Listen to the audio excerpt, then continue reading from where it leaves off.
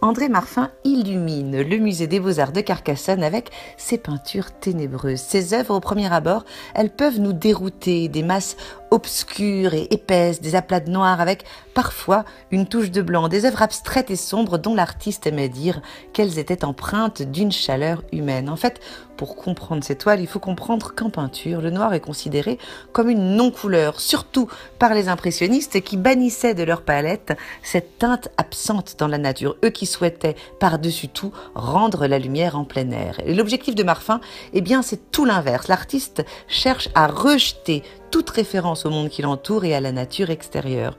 Du coup, eh bien, quelle meilleure couleur que le noir et le blanc pour atteindre l'absolue simplicité à laquelle l'artiste aspire. Le noir devient un capteur de lumière, cette couleur qui contient en elle toutes les couleurs. Sa palette est alors réduite au minimum, parfois seulement percée par des failles blanches. L'artiste est un petit peu comme un écrivain qui voudrait nous dire quelque chose de puissant avec le moins de mots possible. Ce qui compte, c'est l'esthétisme pur, le rythme, la beauté et le geste. Regardez les œuvres de Marfin, eh bien c'est un peu comme regarder une sorte de bataille entre la lumière et l'obscurité, entre le vide et le plein.